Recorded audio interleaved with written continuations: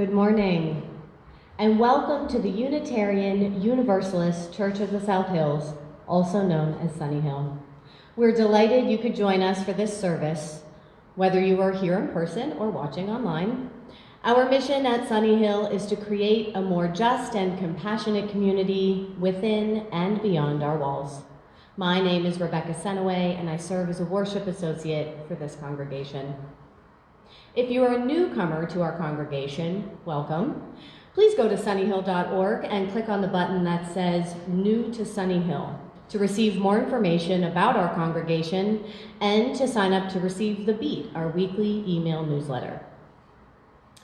Today is our annual All Souls Day service, during which we remember all those who have died who have been members of our circle of families and friends.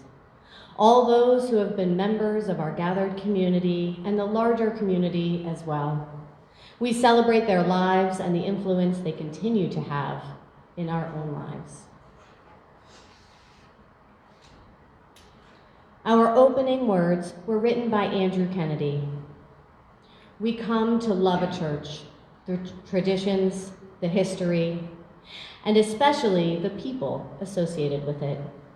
And through these people, young and old, known and unknown, we reach out, both backward into history and forward into the future, to link together the generations in this imperfect but blessed community of memory and hope.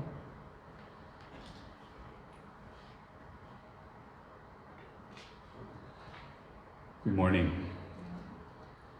We'll light our chalice with these words. In memory of those whom we have loved and lost, we light our chalice. In recognition of the grief that all of us feel, we light our chalice. In gratitude for the love that binds all to all else, now and forever, we light our chalice. Today, as Rebecca mentioned, is our annual All Souls Day service, during which we remember all those who have died who have been members of our circle of family and friends.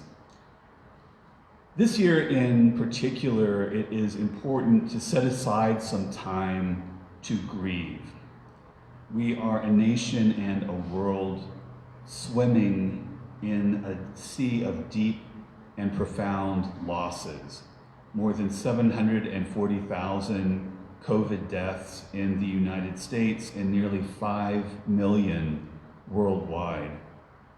Devastating losses of livelihood for hundreds of thousands of people, and the loss of confidence in our fragile, flailing democracy. All of these losses are real and need to be experienced fully before we can move on. Over the past 5 years, I've been drawing from the work of theologian Walter Brueggemann, who writes that there are 3 parts to the prophetic task, the task of working for social justice. They are reality, facing reality squarely and without flinching and naming it for what it is. Grief, recognizing and feeling deep sadness we experience when we see sometimes the reality of the situation. And 3, hope, finding ways as we can to live into the world that we want to bring into being. We've been getting a big dose of reality in recent years, and some of it's pretty ugly, and we may want to skip over grief and go immediately into action, but it's important to make space for grieving the disconnect that exists between our aspirations and our current despair, and then to lead the charge for action that will result in hope. So it is we take an hour today to remember all those we have lost and to honor and celebrate the influence they continue to have in their lives. The song we're about to sing was written by Issei Barnwell of Sweet Honey in the Rock, with words from a poem by Senegalese writer and storyteller Birago Diop. Barnwell said, hearing this poem for the first time at a funeral transformed my grief and affirmed my worldview, which includes and reveres my ancestors. When I heard the poem a second time years later, it began to sing itself to me. And I am glad that I have been able to share what I heard with you. As often as we call the names of those who have gone on, Barnwell says, we enliven them, but we must then learn how to experience them anew. This poem provides an entree into the new experience. In part, this poem speaks to the way in which the actual particles of our physical bodies that are scattered after our deaths go on to become a part of everything else in the universe. In this way, part of us lives on not only in the memories of those who knew and loved us, but also in the real stuff of the world. When we're able to take in a deep way, the natural world that surrounds us, part of what we are sensing is made up of those who have lived and died. They reside both in memory and in the things of this world.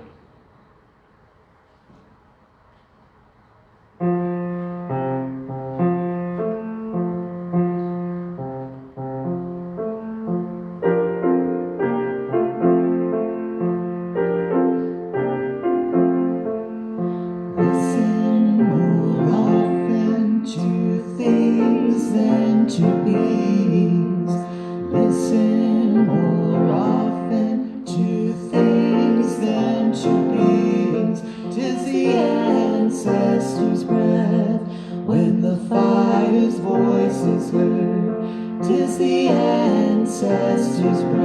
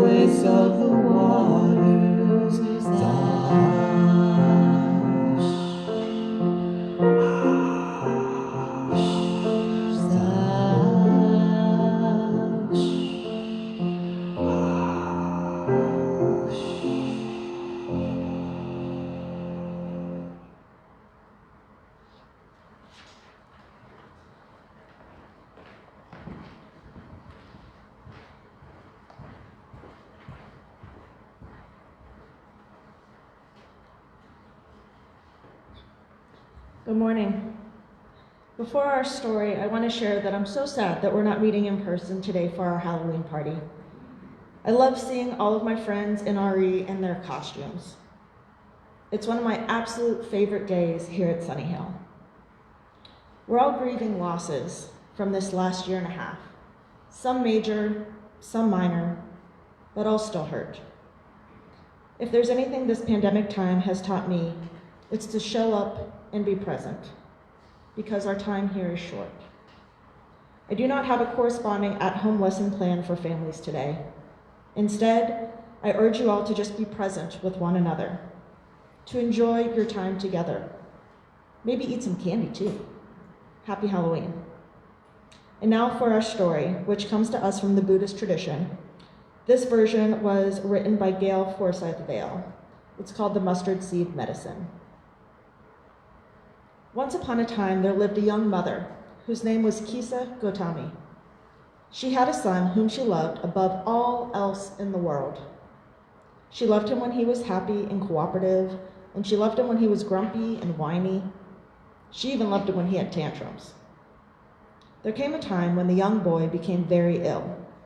Doctors and healers were not able to cure him, and he died. Kisa was beside herself with grief. She picked up the boy's body and wrapped it in blankets, carrying it about the village, asking everyone she met if they knew how to bring her son back to life. One kind friend suggested that she visit the Buddha, the Enlightened One, who would surely be able to help her. Kisa approached the Buddha, carrying her son's body and weeping. "Please help me. Please tell me how to bring my son back to life." The Buddha looked at her and felt great compassion. "I can help you," he said, "but first you must bring me some mustard seed from a home where no loved one has ever died. No parent or grandparent, no brother or sister, no child or much-loved friend." Sensing hope for the first time since her son had died, Kisa went back home and laid her son's body on the bed. She set out to find some mustard seed. The first place Kisa visited was the house next door. She knocked on the door and waited. When her neighbor came to the door, Kisa asked for a handful of mustard seed. "Why, of course, Kisa. I'll be right back." As the neighbor woman was about to hand her the mustard seed, Kisa remembered to ask if anyone from the household had ever died. "Kisa, don't you remember? My father died a year ago, and we were sad for a really long time. We still miss him and think about him every day." Dejected, Kisa went away without taking the mustard seed. When Kisa visited a second house and asked for mustard seed, that neighbor reminded her that a beloved niece had died in the house 5 years ago. Sadly, Kisa went away without any mustard seed once again. So Kisa proceeded from house to house, visiting every home in the village. At each stop, the family spoke of a nephew, a mother, a grandparent, or a beloved child who had died. Each family told a tale of grief and loss. When she had visited the last house in the village, it became clear to Kisa that what the Buddha had asked her to do was impossible. She was overcome with sadness and could not go on any further. She found a banyan tree at the edge of the village and sat down to cry. She cried for hours. Over time, though, a strange peace came over her. She thought about all the stories she had heard that day of loved ones who had died and families who had experienced terrible sadness. She realized that she was not alone in experiencing the death of someone she loved. She was not alone in her grief. She was not alone in her sadness. The next day, she returned to the Buddha. When she told him of her search for the mustard seed that could not be found, he nodded. Our lives in this world are not permanent. All of us must die, some at a young age and some older. All of us will know times of great happiness and times of deep sorrow. Do not try to keep free yourself from these human experiences. Try instead to be kind and compassionate to all beings, enjoying all the gifts that life brings. As time passed, Kisa became a comforter of all those who experienced sadness and death. Even though she missed her son, she learned to accept his death and to take comfort in knowing that she was not alone in her grief. The end.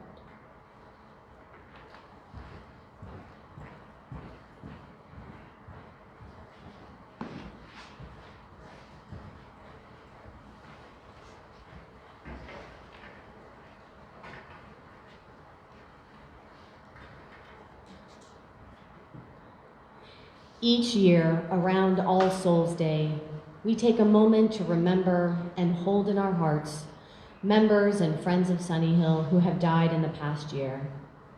We also give people an opportunity to remember and put forward the names of any family members or friends who have died, either this year or in the more distant past, so that we might honor their lives and their memories. In our ritual of remembrance today, we will drop stones in a vase in memory of all the loved ones we have lost. As you are watching, if you'd like to put forth the name of a loved one who has died, I invite you to do so by typing their name in the comments on our Facebook page. We will place additional stones in the vase in remembrance of those loved ones and others who have died. At the end of this ritual, Mary and Jim will sing "We Remember," a song written in part as a tribute to those whose lives were lost in the Tree of Life shootings here in Pittsburgh 2 years ago. It is a musical setting of the poem "We Remember Them" by Sylvan Kamens and Jack Reimer. In the past year, the following members and friends of our congregation have died. John E. Hemington Jr., husband of Carolee Hemington. Barbara McCracken, wife of Denny McCracken. Erla Renkley, Murray Zeldman. Sunnyhill members who have also asked us to remember the following friends and family members who have died either this year or in the more distant past. Mary Anderson, grandmother of Megan and Andrew Lindeman. Daniel Blook, brother of Sarah Yord. Mary Brocker, co-worker and friend of Mike and Jonna Gravitt. Rick Campbell, dear longtime friend of Carol Carl. Jeff Chappell, friend of Joe Shaughnessy. Bob Clevenger, father of Maya Clevenger.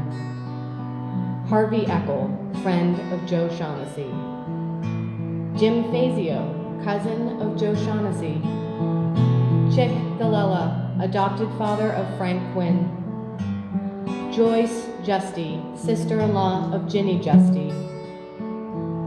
Patricia Greco, aunt of Mary Pratt. Jeff Hahn, son-in-law of Ginny Justy. Elizabeth Hart, mother of Martha Sweeney. Helena Highland, adopted sister of Frank Quinn. J.R. Hooten, brother of Martha Sweeney. Nancy Hauser, grandmother of Samantha Smith. B. Wayne Kelly and Wilma K. Kelly, parents of Elizabeth Scanlon. Andrew C. Kosmak, father of B.K. Kosmak. Jeremy Johnson Landon, son of Carl Johnson and Deborah Landon. Pat LaFaro, adopted brother of Frank Quinn. Michael Lowry, dear friend of Aaron and Dan Story. Bill Marshall, friend of Judy Spiegel. Gwen Meglin, next-door neighbor and longtime friend of Carol Carl. Honey Meglio, mother-in-law of Denny McCracken. Ronnie Miller, father of Relinda Miller. Bob Peterson, son of Gloria Snyder.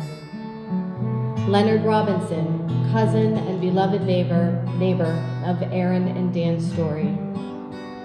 Angela Romano, sister-in-law of Frank Quinn. David Schwartz, dear family friend of Judy Spiegel. John Sendler, brother of Margot Petro. Rob Smith, brother-in-law of Mary Claber. Ralph Snyder, husband of Gloria Snyder. Mary Kay Sontag and Tom Sontag, parents of Mary Jo Sontag. Bill Story, father of Dan Story. Herbert Summer, father of Jonathan Summer. Martin and Jean Sweeney, parents of Dennis Sweeney. Elmer Vey, father of Ellen Vey. Karen Zoller, dear friend of Nanette Miller, and many others. Lawrence Biley, high school classmate of John Graham. And please give me a moment to check our feed.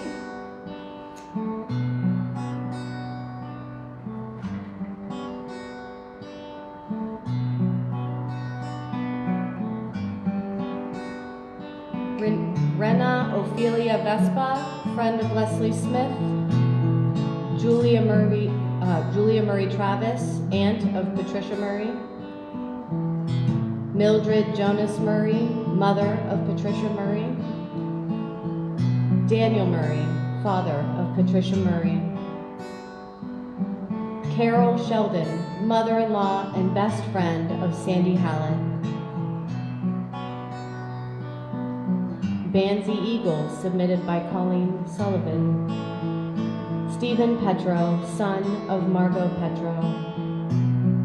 Uncle Bappy, Uncle Somu, submitted by Indrani Halder.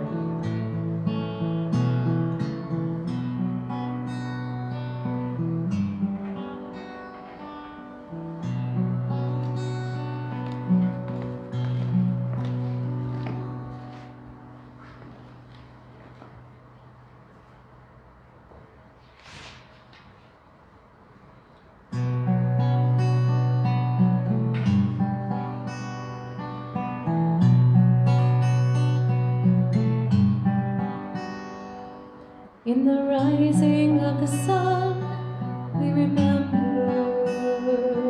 In the blowing of the wind, we remember. In the opening of buds, we remember. We remember. In the blueness of the sky, we remember.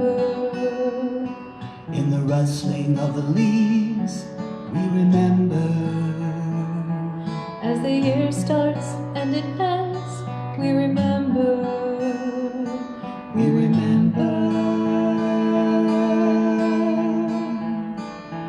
When we're weary and need strength, we remember. When we're lost and sick at heart, we remember. When we've joys we yearn to share, we remember. We remember.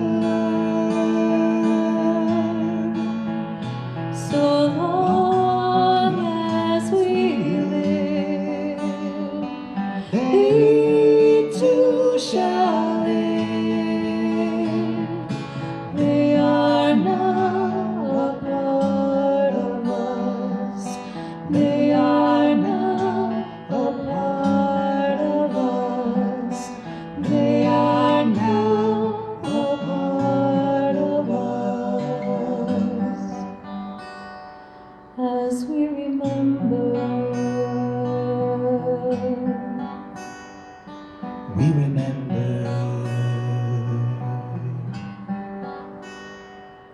We remember.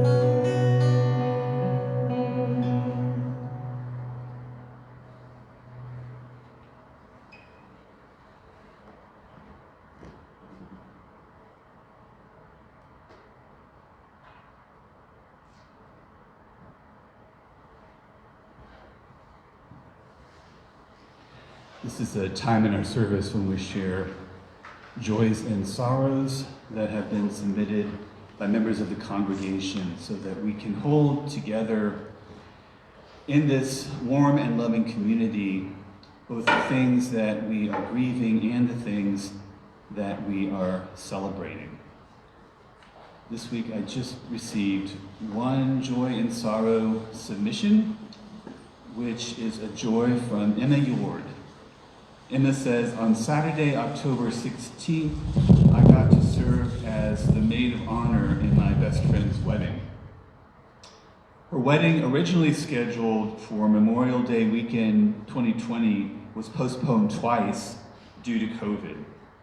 It was a joy to finally support her through this transition in joining her to her wonderful partner, and for my boyfriend to finally meet all my best friends from college he's heard so much about. To Emma, her friend, and her larger circle of friends, we hold you in our hearts.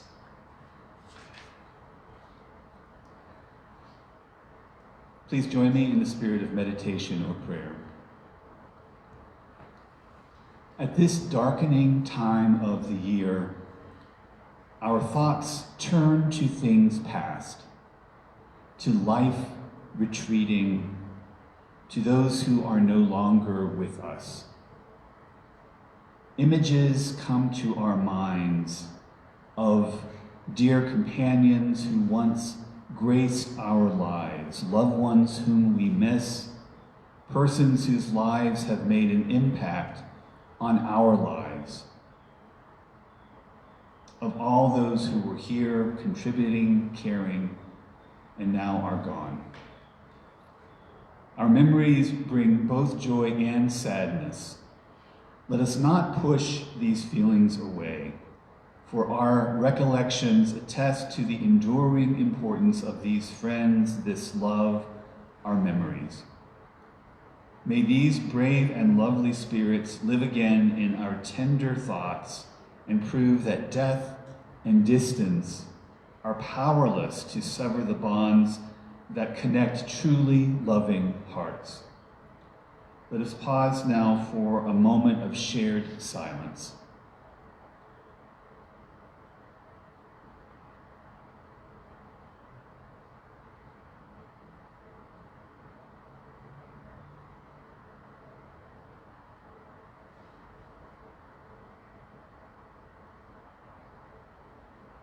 May we be held in love as we remember those whom we ourselves have loved and those who have loved us. May our gratitude shine brightly in our lives. May our tears lubricate our souls. May we know that we are not alone in our grieving, that we will come to that peaceful place in which we can take what we learned from those who have gone on before us into our own lives. May we know that we too are mortal, and that the only enduring legacy we leave is the love that shines through our lives. Amen.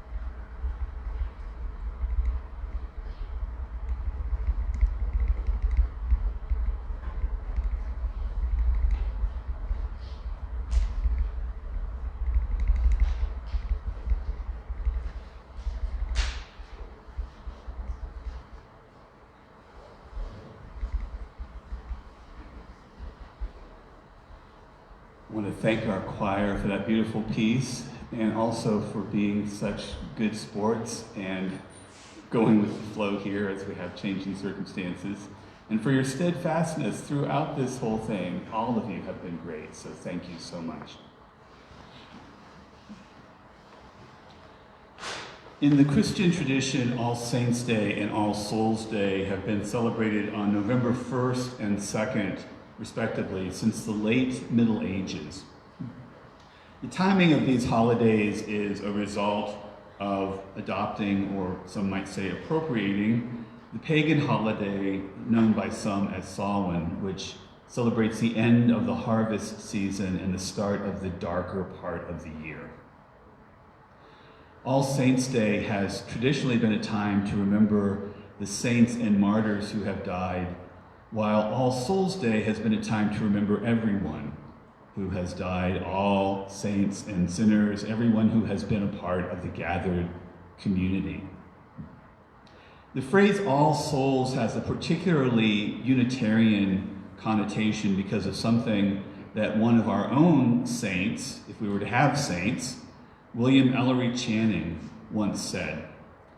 In one of his most famous sermons some 200 years ago, Channing declared, "I am a living member of the great family of all souls, and I cannot improve or suffer myself without diffusing good or evil around me in an ever-enlarging sphere.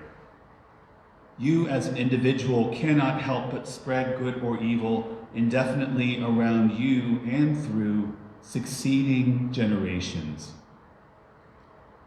That's a pretty good 19th century articulation of the Unitarian concepts of individual responsibility and radical interdependence, meaning I have agency in this world and choices about what I do.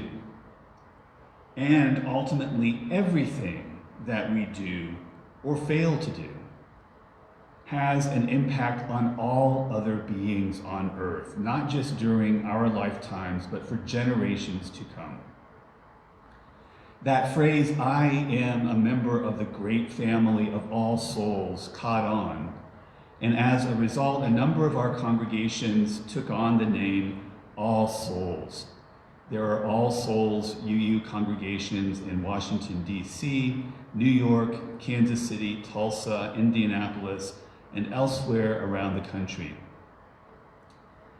As Unitarian Universalists, we affirm that each member of the human family has inherent worth and that each is inherently flawed. It is through covenant, through the promises that we make to each other and to the universe, that we call ourselves and others back to right relationship, back into that fold of the great family of all souls. We also affirm that what we do in our lives, the influence that we have upon others, our achievements, for better or worse, extend beyond our lives. Channing wrote about the ever-enlarging sphere that reaches succeeding generations. In our tradition, when we celebrate All Souls' Day, we are celebrating the influence that those who have died have had and continue to have on us and others whose lives they touched. Even when they are dead, they are members of the great family of all souls. And on this day, we honor them not as saints, but as human beings whose influence is still felt in important ways. As I mentioned earlier in the service, this particular year there is a lot to grieve, losses upon losses. Almost everyone has been touched by loss over the past couple of years, and unfortunately, those pandemic-related losses will likely continue for some time. The scale of the losses being experienced in our world right now is staggering. When I think of the pain that just one death causes, it makes it difficult to imagine the collective pain caused by hundreds of thousands, even millions of deaths. Given all of this grief and its accompanying complexity, how do we deal with it? I offer 5 suggestions, several of which are articulated by author and grief expert David Kessler. First of all, name the grief that you are experiencing and allow yourself to feel it. And share with others the grief that you're feeling. Our bodies and our intuitive mind can help guide us through the grieving process, but first we need to name it, and sharing it with others can help. Second, remember to breathe and carve out times in your day for calm and stillness. Try even the simplest of breathing exercises as a way to reset your emotions and your sense of being overwhelmed. In fact, let's try one of those practices together right now. This practice is to breathe in for 4 counts, hold the breath for 4 counts, release the breath for 4 counts, hold for 4 counts, and then breathe normally. It only takes about 16 seconds altogether, so let's try it now. Make yourself as comfortable as you can where you are. And when you're ready, breathe in, 2, 3, 4, hold, 2, 3, 4, out, 2, 3, 4, hold, 2, 3, 4, and breathe in. And now continue breathing normally. Believe it or not, that 16-second pause to breathe can make a big difference in your day. Third, remember the serenity prayer. Grant me the serenity to accept the things I cannot change, the courage to change the things I can, and the wisdom to know the difference. There are things that we can change, mostly having to do with our own responses to the situation we face, and things we cannot change. For example, other people's responses. Try to focus on the things that you can change.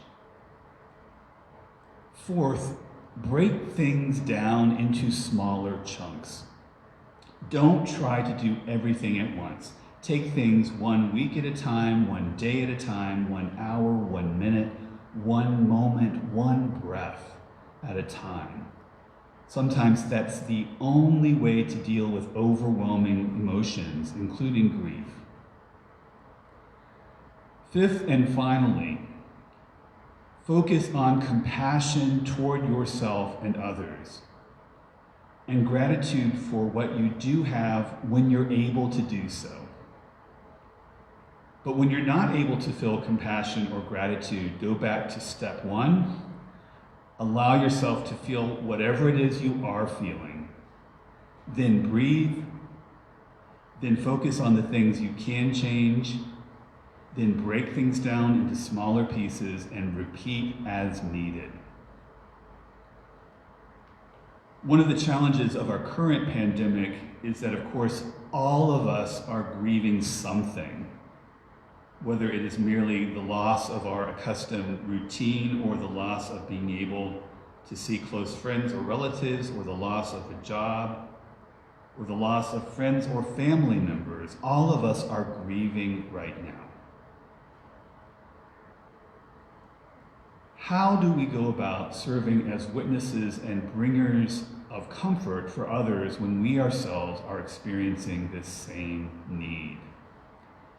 What's needed, I think, is to be sensitive about where each of us is in terms of needs and abilities on a given day. If you're having a relatively good day, it can be a source of support for someone else.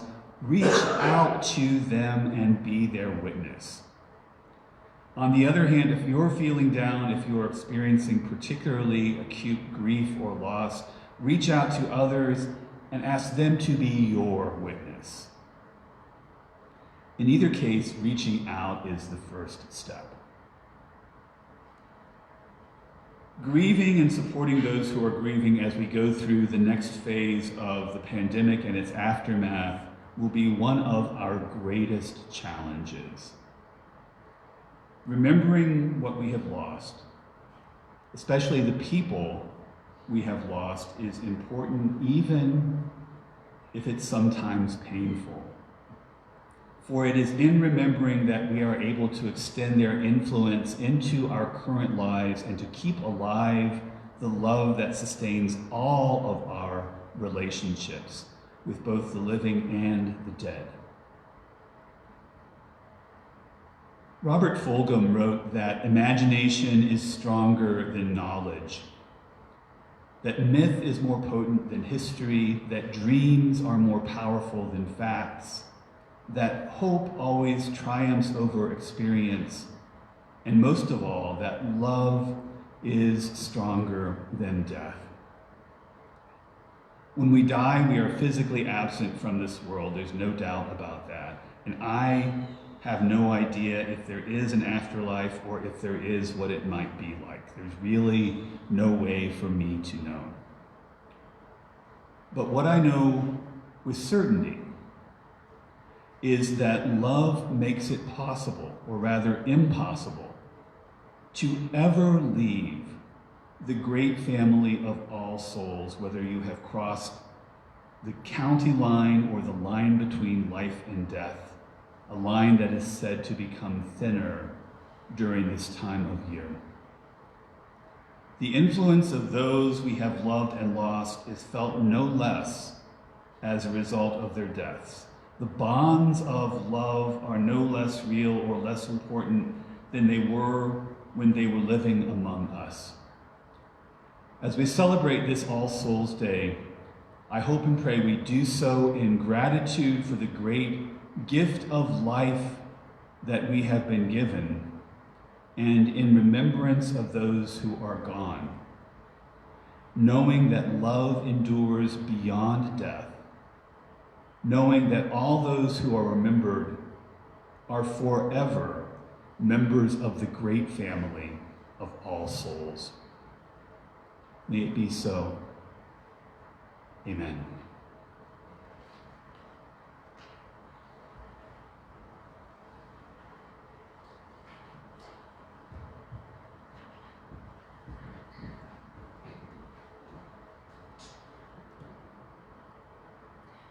We do not have a designated offering this morning, but if you'd like to make a gift to Sunnyhill via our online giving system, you can do so one of two ways. You can go to sunnyhill.org and click on the button that says Online Giving, and then follow the instructions. Once you get to the drop-down menu, just choose either 2021 pledge collections for payments toward your pledge, or non-pledge collections for any other gifts. Or you can give by text at 412-324-3130. Thank you for your generosity.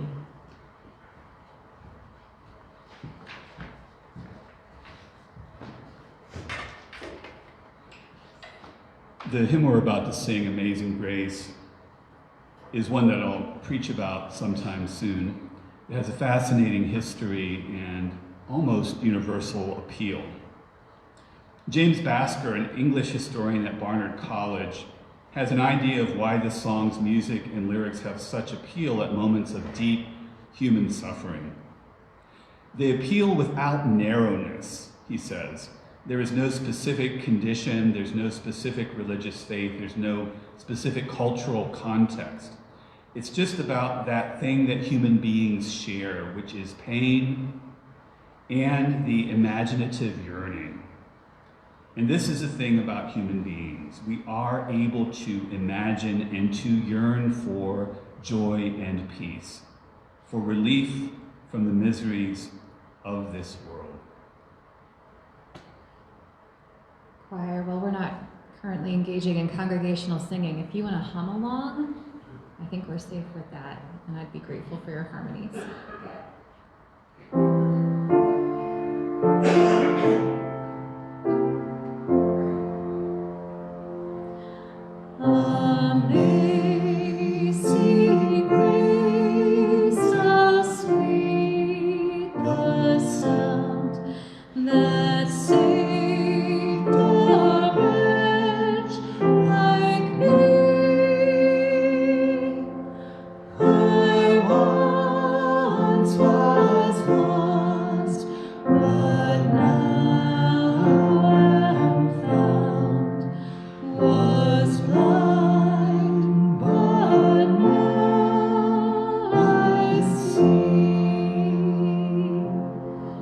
'Twas grace that taught my heart to fear, and grace my fears relieved.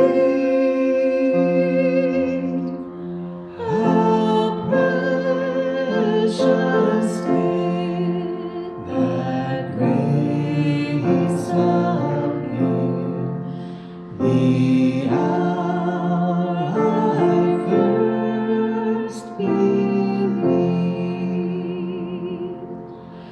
Through many dangers, toils, and snares, I have already gone. 'Tis grace that brought me safe thus far, and grace will lead me home. When we've been there 10,000 years, bright shining as the sun, we've known less days to sing God's praise than when we first begun.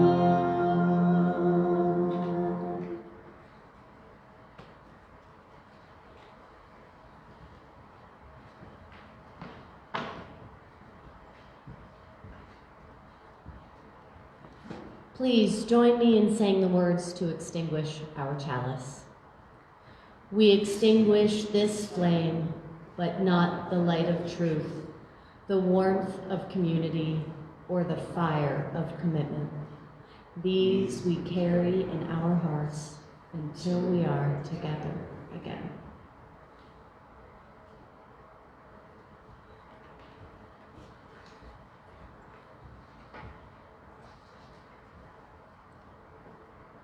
Our closing words were written by Jacob Philip Ruden. To ask of death that it never come is futile, but it is not futility to pray that when death comes for us, it may take us from a world one corner of which is a little better because we were there. When we are dead and people grieve for us and weep, let it be because we touched their lives with beauty and simplicity. Let it not be said that life was good to us, but rather we were good to life. Go in peace.